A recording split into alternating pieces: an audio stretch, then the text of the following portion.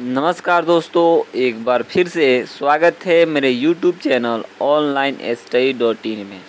यहाँ हम लोग क्लास 12th के लिए इंग्लिश पढ़ते हैं और आज हम पढ़ने वाले हैं एक चैप्टर का ऑब्जेक्टिव क्वेश्चन। चैप्टर का नाम है अ चाइल्ड इज़ बर्न। तो चलिए स्टार्टअप करते हैं इस वीडियो को और line by line word by word देखते हैं क्वेश्चंस को। The ceremony is held. Ceremony का मतलब होता है प्रथा।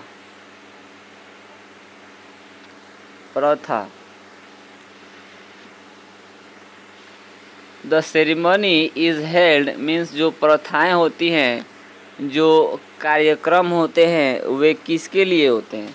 Only boy, only for girl, both. तो इसके लिए ऑप्शन सी होगा, both. Next question, in Bangladesh children are looked after by. Bangladesh में बच्चों का देखभाल किया जाता है father only, mother only, whole family. तो इसके लिए ऑप्शन सी सही होगा, होल फैमिली। नेक्स्ट है who has written a child is born. तो अ चाइल्ड इज़ बर्न को लिखा है जर्मन ग्रियर ने, ऑप्शन सी। नेक्स्ट है during pregnancy the best place for women is. Pregnancy के समय औरतों के लिए जो सबसे अच्छा जगह होता है वो होता है हर मदर्स हाउस, उसकी माँ का घर। During pregnancy a women prefers her mother's house because. Pregnancy के समय औरतों को उनके माँ का घर पसंद होता है क्योंकि she gets proper care there, she is neglected, she feels freedom there. Option A सही होगा, उनको बहुत ज़्यादा वहाँ पर केयर दिया जाता है, देखभाल किया जाता है। When baby is burn it is an association occasion of Joy for. जब बच्चे का जन्म होता है तब एक खुशी का अवसर होता है, किसके लिए?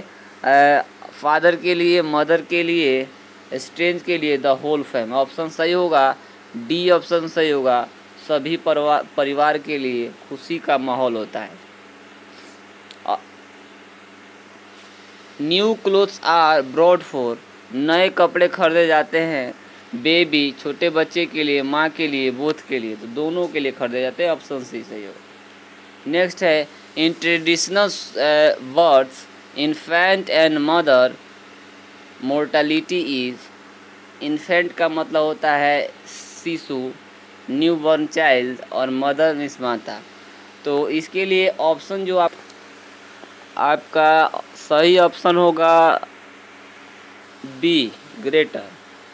इस प्रश्न में कह रहा है कि पारंपरिक समाज में बच्चों के जन्म के समय बच्चों का मृत्यु दर ज़्यादा है या महिलाओं का, माताओं का मृत्यु दर ज़्यादा है?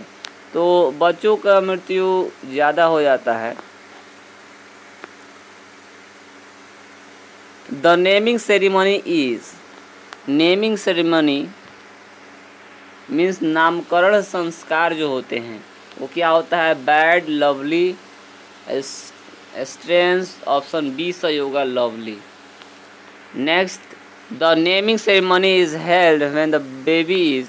नेमिंग सेरेमनी कब मनाया जाता है, नामकरण कब किया जाता है? जब वो 7 वर्ष का होता है, ऑप्शन ए सही होगा। नेक्स्ट है in traditional society a pregnant women is primarily supported by. पारंपरिक समाज में महिलाओं को सपोर्ट किया जाता है husband, kinsfolk, other member of society. तो सबसे पहले उनका सपोर्ट होता है उनके हस्बैंड का। नेक्स्ट है in traditional society a women lose her own name and is known as the mother of her first born child but west regards it is इस प्रश्न का मतलब हुआ कि पारंपरिक समाज में जो है बच्चों का जब जन्म होता है तो जो महिलाएं होती हैं उनका नाम खो जाता है, उनके नाम से नहीं बुलाया जाता है। अब जो है उनका नाम जो है उनको उनके पहले पुत्र के नाम से जाने लगते हैं सब लोग।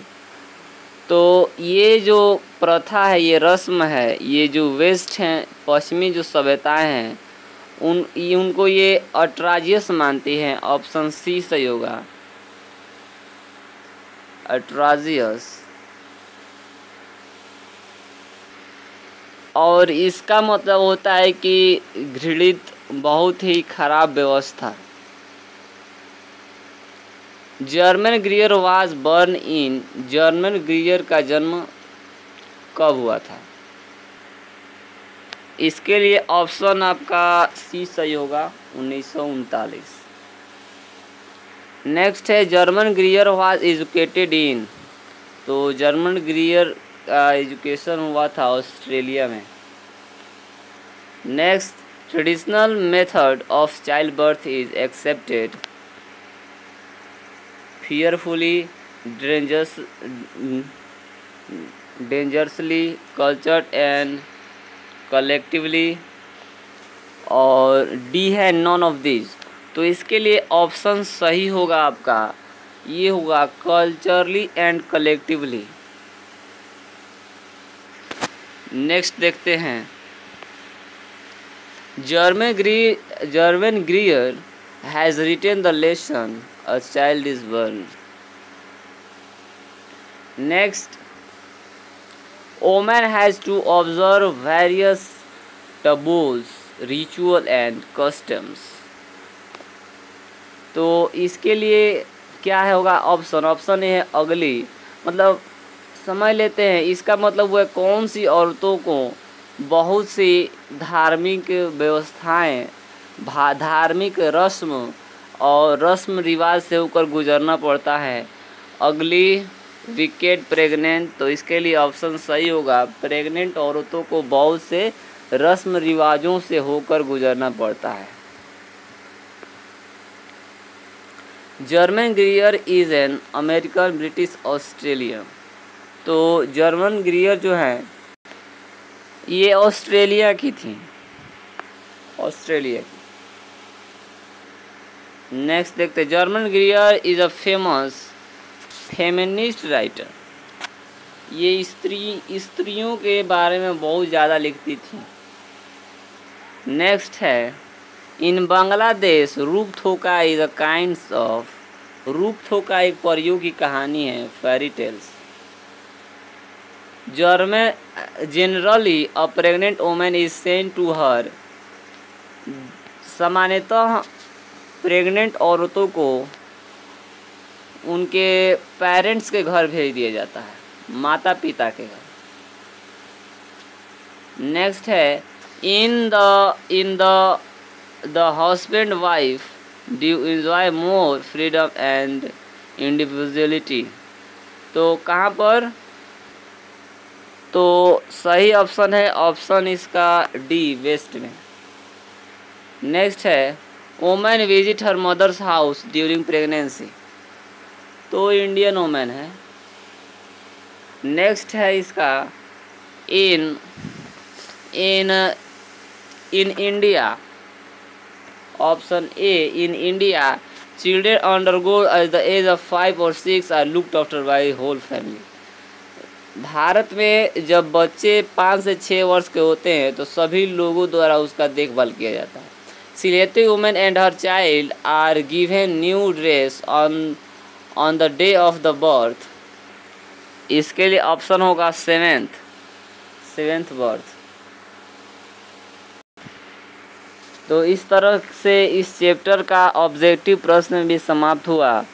और आपसे एक रिक्वेस्ट है, अगर आप चैनल पर नए हैं तो चैनल को सब्सक्राइब करें, और इस ऑब्जेक्टिव प्रश्न से पहले आप इसके पूरी समरी को ज़रूर समझें। तो इस आगे मिलते हैं एक नए वीडियो के साथ, तब तक के लिए जय हिंद, जय भारत।